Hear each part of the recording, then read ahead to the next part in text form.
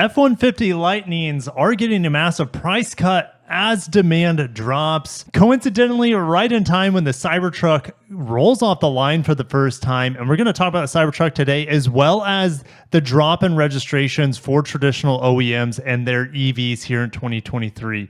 Yikes, let's get into it.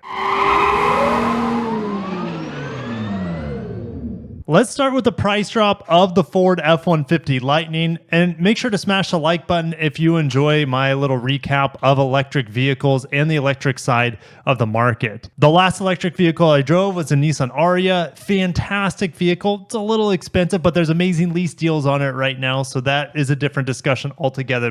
So let's get into the Lightning price drops here. The base variant to cost 17% less. Ford's base Pro variant will now cost just $5 under $50,000 compared to its prior price of $59,974. So we got a $10,000 price drop here, while the higher end Platinum model will cost about 6% less at a whopping $92,000. I want to put the volume in perspective. So where I live here in South Florida, yes, there are a lot of dealerships, there are a lot of people.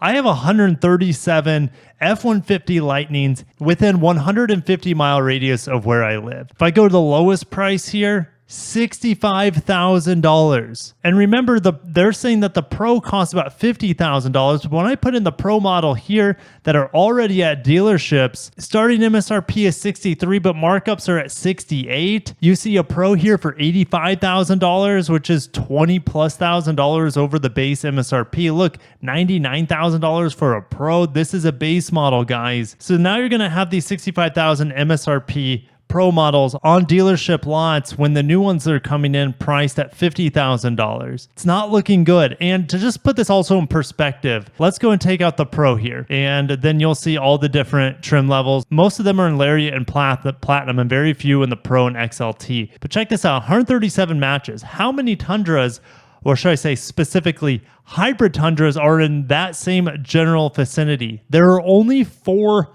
hybrid Tundras available within 150 miles, and there are 137 Ford F-150 Lightnings. Just to put everything into perspective, the incredibly low volume of the hybrid Tundra and the increasing volume on dealership lots of the F-150 Lightning, they're going to have a hard time selling these higher price models. So I'm sure there's going to be massive rebates or incentives on them to get them moving because the new ones coming have lower price tags. Now, just 2 days ago, first Cybertruck rolled off the lines, the assembly lines down in Austin, Texas. And we also have more information coming from Inside EVs saying that the truck will debut with a 350 mile range, and we won't see a 500 mile trim for later. And so it will lose out to the Silverado EV in terms of maximum range by 100 miles. Now take this with a grain of salt, but this is coming from Bearded Tesla, who claims to have confidential conversations with 3 persons in the know. Now 350 miles of range is way short of the 620 miles of range that the Cybertruck was teased with when it was debuted in 2019. The maximum range of the Lightning, when equipped properly, gets around 320 miles. So the Cybertruck will have a beat there. Now that's probably where their competition is mainly focused on. When we looked at the original announcement configuration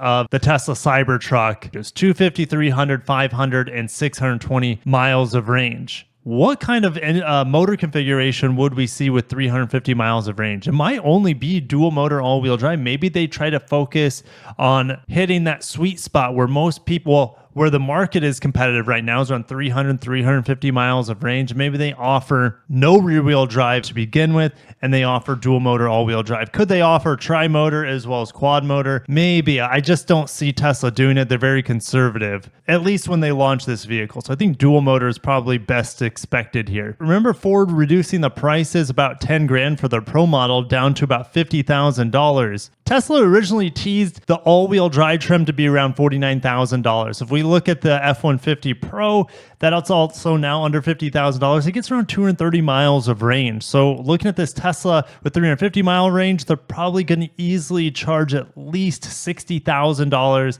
could be more for initial batches of Cybertruck. You know, looking at Tesla's track record, I would think that they start with the highest price possible to make as much money on early adopters and then reduce the prices as competition racks up. So we'll see. I think at least $60,000 for entry for the Cybertruck. All right, let's finish with this. EV registration's cool for some brands that were hot last year. Not Tesla. Tesla continues to grow quite rapidly, but everyone else is very much struggling for two reasons. Tesla's price cuts is one of them, but also the EV tax credit rebate changing for imported models really screwed a lot of manufacturers over unless you lease the car, which is probably the best thing, in my opinion. It's the best thing to do with electric vehicles anyway. Lease the car, because in just a few years' time or a year's time, the car's already outdated with better battery technology, more efficient electronics and motors, etc. So that's my 2 cents. You can do what you want with your own money, but all right, let's read on to it. So far, new EV registrations have risen by 68% for the first half of this year, or should I say January to May. But half of the increase came from Tesla, and Tesla still has about 60% of the market here in the United States for electric vehicles, that is. And remember the video I made last week talking about how inventories for EVs are piling up at dealerships? Cox Automotive said last week that EV inventories reached a 100-day supply in late June, nearly double the industry-wide level for vehicles regardless of fuel type. Cox Automotive went on to say EV sales records will continue to be set and EV growth will continue to outpace overall industry growth.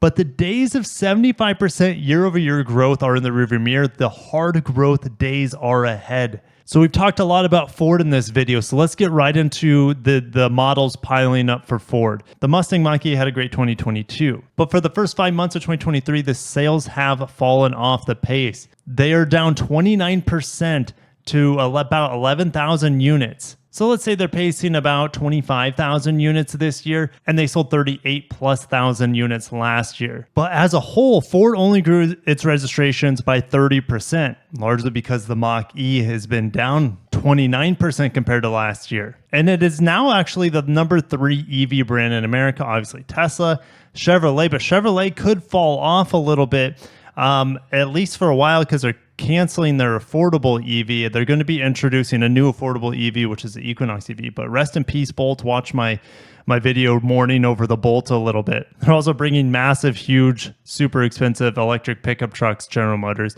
But yeah, they're sitting number 2, and then Ford is sitting in number 3 right now. But we'll talk about the Koreans here in a little bit, and I think if you add them up, they'll come close to number 3, if not beat out Ford when you add them all together. Ford up only 30% so far this year, and the rest of the EV market is up 68%. So they are trending below the industry standards in terms of growth. Ford was actually projected to be at 120% for EV registrations this year, and they're only at 30% growth. And as a result, Ford's market share for EVs has fallen from 6.5% share from earlier in 2022 compared to now at just 5% in 2023. And that actually includes registrations for Ford's electric transit van as well. Part of why Mach-E has also fallen, thanks to Tesla having a great Model Y as well as an affordable, as well as qualifying for the full tax credit. The Mach-E only qualifies for $3,750, so half of the tax credit. Okay, so let's get into the Koreans. Let's talk about Kia. EV6 registrations dropped 29% to about 6,800 units. The new Niro EV fell 27% to 4,400 units. In 2022, Kia posted a 236% increase in EV registrations to around 23,500 units. So far this year, they only have 2.5% of the EV market share, where last year they had almost 6% alone. A part of this is Kia losing access to the $7,500 federal tax credit unless you lease it. If we go to sister company Hyundai, or you could say parent company Hyundai, they've had a better start this year compared to Kia. The Ioniq 5 fell 3.4% to 10,400 units. The Kona EV grew 190% to almost 4,000 units. And the Ioniq 6, which is a new addition this year, watch my driving impressions on it, bagged over 1,800 registrations so far. So as a whole, Hyundai EV brand registrations grew 33% in the 5-month period to 16,000. not that much more than Ford. Ford was right around 30, if I remember right. And just like Ford, in 2022, they had a massive year where they grew 142%. So Hyundai's share has fallen to 3.6% in the first 5 months this year compared to almost 5% last year. So when you add Hyundai and Kia together, it's about 40,000 units. And that is higher than Ford's 22,000 units. So the Koreans are solidly in the number 3 spot, in my opinion. The bloodbath continues because the Nissan Leaf has fallen 48% so far this year. Lucid registrations have risen, though, 234% to just 2,700 units in the first 5 months. But they're running far behind their 2023 forecast for 10,000 to 14,000 units. Maybe they make 6,000, 7,000 units. That's far behind 10 to 14,000 units. Rivian's registration so far this year has increased by 600%. They also have some longevity to them with Amazon backing them and also ordering lots of electric delivery vehicles from them. But Rivian's still far from being positive in the black here. They're losing money. The Lyriq for Cadillac sold almost 1,900 units for the first 5 months. Porsche's Taycan is not doing so hot. Registration has fallen 26% compared to the first 5 months of last year to just 2,600 units. The Model S is actually outselling it, which the Model S I think is generally cheaper. But the Model S has sold over 5,300 units. But the Model S has also fallen nearly 60% this year as well. BMW, very impressive here, selling almost 15,000 electric vehicles for the first 5 months, a 15 times increase compared to last year. And BMW is now the number 5 spot in the EV list. More than 9,000 i4 hatchbacks and almost 5,000 iX crossovers for BMW. And now for Mercedes-Benz as well, EV registrations grew almost 350% to 14,000 plus units. Now they're in the number 6 spot overall. Volkswagen saw its numbers rise by 256% to 14,000 for the ID4 and is now in the 7th spot overall. But I'm going to end it there. A long video today. Are you excited for price drops on the F-150 Lightning? Are you excited for the Cybertruck? I'm excited for it finally hit the market. I want to see what they look like on the road. They look so ridiculous in images and video. But I think that's going to play in Tesla's favor. But let me know down below, would you pick an F-150, given if they're the same price, same range, whatever? Would you pick an F-150 Lightning? Would you pick a Silverado EV? Would you pick Tesla Cybertruck? But I got to cut myself off. Subscribe for more EV talk and industry auto news. Catch you in the next one. Peace.